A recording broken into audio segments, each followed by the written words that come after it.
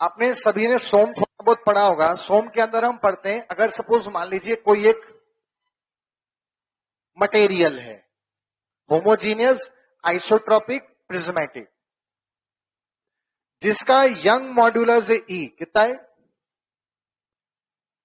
और उस पर एक लोड लगा जो कि इलास्टिक लिमिट के क्या है, अंदर, मतलब हुक्स लॉ क्या है, वैलिड। अगर हुक्स लॉ वैलिड है और लोड इलास्टिक लिमिट के अंदर है, दोनों एक ही बात है, और उसका मॉड्यूलस है ई, उसका क्रॉस सेक्शनल एरिया जो है वो है ए और उसकी लंबाई है। तो जब ऐसा कोई लोड लगेगा तो वो मटेरियल थोड़ा सा कंप्रेस हो जाएगा, हाँ या ना। इस वाले कंप्रेशन को मैं क्या एक्सियल कंप्रेशन बोल सकता हूं, हाँ या ना। इसका फॉर्मूला आप सभी ने सोम में पढ़ा होगा, फॉर्मूला होता है पीएल अपॉन, देखो बहुत बड़ी चीज नहीं है ये, एक्चुअल में हुक्स लॉ है। एल को नीचे उतारो तो del by L, P upon A E, P upon A हो गया स्ट्रेस के अपॉन में यंग मॉड्यूलस, ये हो गया स्ट्रेन, तो स्ट्रेस बराबर क्या हो गया, स्ट्रेन इंटू, अरे हुक्स लॉ ही तो है, ऐसे हमने यूं भी पढ़ा है, ये तो कंप्रेशन की बात हो गई। कोई मेटेलिक बार है, उसका यंग मॉड्यूलस है ई, क्रॉस सेक्शन एरिया है ए, लंबाई है एल, उसको खींचेंगे तो उसमें जो इलांगेशन होगा वो डेल्टा बराबर पीएल अपॉन नहीं होगा। तो उल्टा बोल लें, कोई एक पदार्थ है, यंग मॉड्यूलस है ई, उस पर ऐसा कोई लोड लगा कंप्रेसिव, तो वो कुछ दबेगा। तो वो जो दबा वो किस कारण हुआ, ड्यू टू व्हाट, कौन सी प्रॉपर्टी, ये कौन सा डिफॉर्मेशन है, इलास्टिक डिफॉर्मेशन है कि प्लास्टिक डिफॉर्मेशन है, इलास्टिक। इलास्टिक डिफॉर्मेशन किस प्रवृत्ति के कारण होते हैं, बाप रे, तो सिंपल क्वेश्चन पूछ रहा हूं, इलास्टिक डिफॉर्मेशन किस प्रवृत्ति, किस गुण, किस विशेषता के कारण होंगे, इलास्टिक प्रॉपर्टी। तो this is due to elastic property of concrete. Concrete elastic नहीं है, ये मैंने आपको बताया था, बहुत ज्यादा नहीं है, थोड़ा बहुत तो है। आपको याद होगा कॉन्क्रीट का Young modulus 5000 under root FC k, थोड़ा बहुत तो है ना इलास्टिक। कहां तक है इलास्टिक, 5000 अंडर रूट एफसी, थोड़ा बहुत तो है। तो उसके अंदर थोड़ी बहुत प्रत्यास्थ गुणधर्म होंगे, और उस कारण जब ऐसा कोई लोड लगेगा तो थोड़ा बहुत दबेगा। अब इसमें समझना, सबसे पहले हम बात करते हैं प्री टेंशन के अंदर। अभी लॉसेस हुआ तो हुआ कैसे, वो समझेंगे। जैसे मैंने आपको बताया, हमारे पास में एक बीम है, इस बीम पर मेरे को इसको प्री स्ट्रेस करना है, दबाना है, तो मैंने यहां से वायर लिया नॉर्मल कंडीशन में, फिर अब खींचा, तो ये जो पॉइंट था ये यहां पर शिफ्ट हो गया, समझ में आया इतना, और फिर इसको यहां पे ऐसे बांध दिया, एंकर कर दिया। उसके कारण अब इसमें क्या लगना चालू हो गए, फोर्स, प्री स्ट्रेसिंग फोर्स दब रहा है दोनों तरफ से। ये एक कॉन्क्रीट है जिसका यंग मॉड्यूलस है इसी, इसका एरिया है ए, इसकी लंबाई है एल, और अब ये दब रहा है। मैंने ऐसा करने में 100 रुपए लगाए, मैंने स्टील को बोला कि तुझे मैंने 100 रुपए लगाए मशीन के द्वारा, देखो इसको दबाते हुए यहां अंदर लेके आना है। आ गई बात समझ में, हुआ क्या, इस भैया की तो इलास्टिक प्रॉपर्टी भी निकली थोड़ी बहुत इसी 5000 अंडर रूट एफसी के, और ये भैया हल्का सा खुद अपनी बीम को अंदर लिया है, समझना ध्यान से। अभी समझा था इलास्टिक प्रॉपर्टी वाली बात, थोड़ा सा अंदर लिया है, कितना अंदर लाए होंगे ये, डेल्टा बराबर पीएल अपॉन एरिया ऑफ किसका, तुम्हारा कि कंक्रीट का कि स्टील का, क्यों कंक्रीट क्यों, उसका क्रॉस सेक्शन, ओ भैया ऊपर देख इधर, तकलीफ है जीवन में, पीएल अपॉन एसी इंटू ई कितना आ जाएगा, क्यों ईसी क्यों लेंगे, तो कंक्रीट की प्रॉपर्टी इस कारण उसका लेंगे। इतना समझ में आया?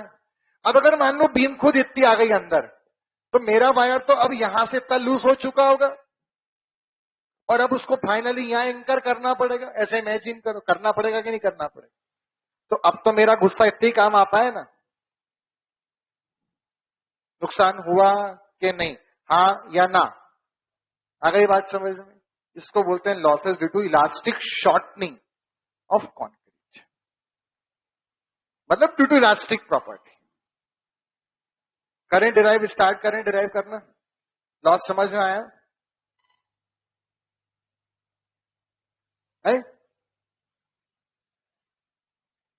हाँ, वो जो दबाना है वो इलास्टिक प्रॉपर्टी के कारण नहीं दबाना है, वो तो खुद अपनी प्रॉपर्टी के कारण थोड़ा सा दब गया। जब सपोज जैसे मान लीजिए हम कहीं पे अरेंजमेंट कर रहे हैं, जैसे मान लो कोई सॉइल है, ये सब सॉइल के पार्टिकल हैं, ठीक है, यहां से हम ऐसा लोड लगा रहे हैं, तो जब लोड लगाऊंगा तो शुरुआत का थोड़ा बहुत तो वो खुद ही पास हो जाएगा, जगह खाली बची थी। तो ऐसे समझो कि मुझे वो कंप्रेशन नहीं चाहिए, तो इससे कारण जो खाली जगह थी उस कारण हो गया। मुझे वो कंप्रेशन पता करना कि मेन इनका रीअरेंजमेंट जो होता है, पार्टिकल्स का आपस में रीअरेंजमेंट, उसके कारण वो दबे, उससे मेन कन्फाइनमेंट बढ़ेगी। ऐसा इमेजिन करो, जैसे मैं ऐसे लोड लगाऊंगा तो पार्टिकल में वॉइड होंगे, उसके कारण भी वो दबेंगे, और थोड़ा बहुत रीअरेंजमेंट होता है, अगर आपको पता हो, secondary consolidation, plastic rearrangement of soil solids, उसके कारण जो होता है, यहां मेरे को वो वाला चाहिए, जो वो रीअरेंजमेंट होगा, जो जिस पार्टिकल एकदम इंटेक्ट आ जाएंगे। जब ऐसा होगा तो डेंसिटी बहुत ज्यादा बढ़ चुकी होगी और उससे मेरी स्ट्रेंथ मेन बढ़ेगी। मेरे को वो प्री स्ट्रेस मेरा काम का है। अगर बात समझ में? ऐसे इस चीज को इस चीज से कंपेयर करो कि ये तो खुद थोड़ा बहुत अपनी प्रॉपर्टी के कारण आ गया, और आ गया उसकी बात नहीं है, मेन वो चीज छोड़ो, आना तो आ गया, मेरा तो पैसा तो बर्बाद हुआ ना। मैंने ऐसा करने के लिए किसको रखा हुआ है? जो भी होना है, मेरा लॉस तब मैं काउंट नहीं करूंगा, मुझे दिक्कत नहीं है, बट ऐसा जो भी हो वो स्टील के कारण हो, ये बात समझो। तुम ये बोल रहे हो अंदर आना है सर, आ तो क्या, मैं वो नहीं बोल रहा हूं। मैंने जितना भी अंदर आया, अंदर आए, मेरे लिए फेवरेबल है, मुझे उससे दिक्कत नहीं है, बट स्टील के द्वारा आना चाहिए, स्टील के द्वारा नहीं आया। स्टील जितना खींचा उससे प्री स्ट्रेसिंग फोर्स लगा, जो प्री स्ट्रेस के कारण जो वो अंदर आएगा, वो तो 1.5 महीने के अंदर धीरे धीरे अंदर आता है, तो धीरे धीरे ट्रांसफर होता है, P/A, P/Z, वो दोनों चीजें, उससे कारण नहीं हुआ ये। वो तो जैसे ही पी लगा, थोड़ा बहुत इलास्टिक डिफॉर्मेशन तो अपने आप ही हो गया पहले से, जैसे ही बांधा वैसे ही हल्का सा तो खुद ही दब गया पहले से। समझ में आ रहा है? ये एकदम बिल्कुल क्षणिक होता है, जैसे ही बांधा वैसे ही थोड़ी देर में हो जाएगा इलास्टिक डिफॉर्मेशन। अगर ये बात समझ में? अब वो जो पी लगा, अब वो जो वायर जो लूज हो गया वो तो हो गया, वो तो लॉस हो गया। अब जो वो पी रिमेनिंग बचेगा, उससे P/A और उससे P/Z जो बनेगा, वो 1.5 महीने में उसमें ट्रांसफर होगा और उसको और दबाएगा। अगर ये बात समझ में आता है? हाँ,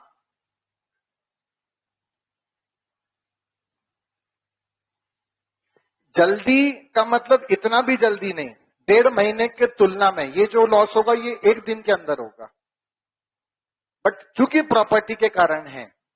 और ये बोल सकते हैं कि यहां पर आपका इसको होने में 1 मिनट 2 मिनट से अधिक समय लगेगा, इसलिए हम इसको सब्सिक्वेंट में डाल रहे हैं। इसको होने में भी 4-5 घंटे लगेंगे। आई बात समझ में? इसे सब्सिक्वेंट धीरे धीरे होगा, एकदम ऐसा भी ये अचानक से हो जाएगा, बट बाकी सबकी तुलना में जल्दी हो जाएगा, या जो प्री स्ट्रेस ट्रांसफर हो रहा है उसकी तुलना में बहुत जल्दी होगा। अगर समझ, इतना क्लियर है क्या सभी को यहां तक? चलिए, अब इसको हमें डिराइव करना है, इसका फॉर्मूला क्या होगा? डिराइव करते हैं।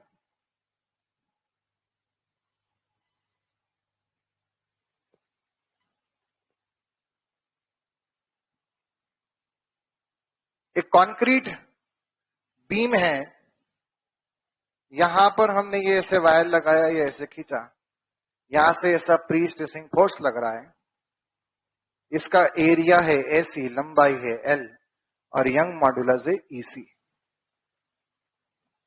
तो इसके कारण थोड़ा बहुत इसमें क्या होगा, इलास्टिक शॉर्टनिंग।